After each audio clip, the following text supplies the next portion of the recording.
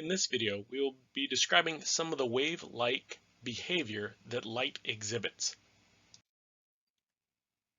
Based on the experiments of Thomas Young in 1801, as well as experiments that came after it, light has been determined to have wave-like behavior. Light is a form of electromagnetic radiation, which is composed of perpendicular oscillating waves, one for the electric field and one for the magnetic field. An electric field is a region where electrically charged particles experience a force. A magnetic field is a region where magnetized particles experience a force. The electromagnetic waves that make up light move through space at a constant speed, known as the speed of light.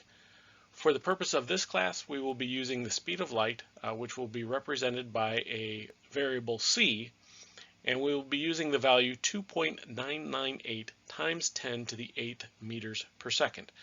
This approximation will be good enough for the experiments and the calculations that we will be doing.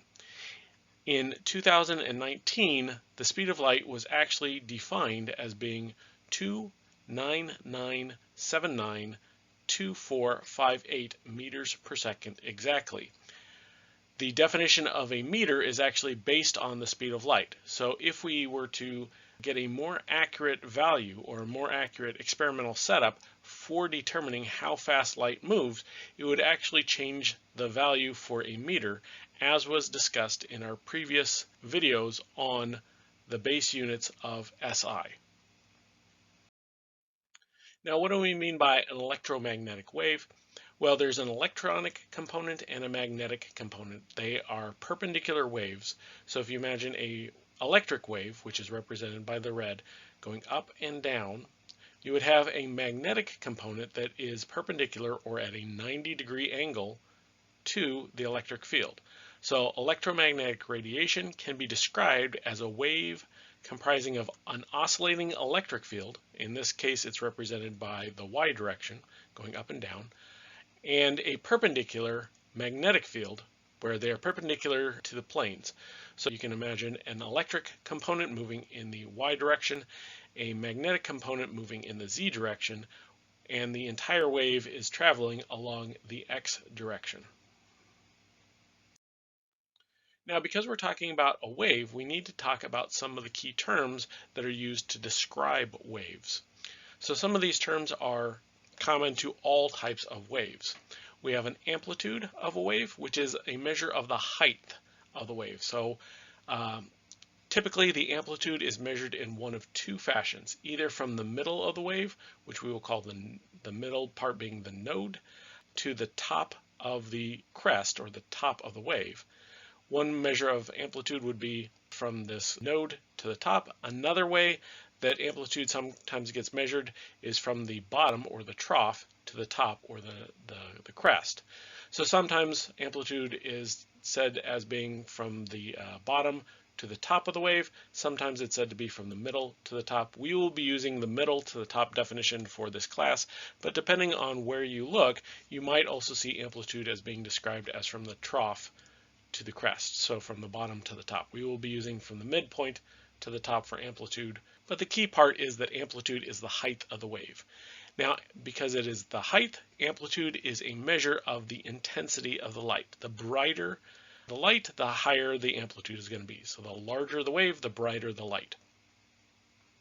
Wavelength, which will be represented with a lambda, this symbol here, is a measure of the distance covered by a wave, or the distance between two repeating parts of the wave. Most of the time where the wavelength gets measured is from the peak to the peak. So the peak of one wave to the peak of the next wave. And the reason that the peak is selected is because it is fairly easy to measure or to determine where the top of the wave is. But it doesn't have to be the top. It doesn't have to be the crest of the wave. It could be any point along the wave that repeats. So you could have from here on a wave to the next place where that occurs on the next wave. But again, the most common method is from the peak to the peak. But Technically, the wavelength is from any point to the repeating point on the next wave. Waves also have frequency, which we will represent with the Greek nu, which looks somewhat like a V. The frequency is the number of waves that pass a point in a given period of time. So we will think of that as the number of waves is equal to the number of cycles, or the number of times that a wave passes a given point per unit time. The unit for frequency is the hertz, which is cycles per second or just per second. The unit will be represented with an Hz. This is for hertz. It is equivalent to 1/seconds. So second is the base unit in SI. Hertz is a derived unit. It is described based on the base unit. So sometimes we will be moving between hertz as Hz and the base unit 1/seconds. The total energy of a wave is proportional to the amplitude, the height of the wave, and their frequency. So how high the wave is and how often the wave strikes a given point in time. The larger the amplitude, the more force it has, and the more frequently the wave strikes a particular location, the more total force there is. So for total energy, you could think about it in terms of a wave like on the ocean. The larger the amplitude of the waves, the higher the waves are, the more force they have, and the more frequently they strike the land, the more total energy they're imparting onto the land. This is different from the energy of an individual photon, which we will look at in a future video.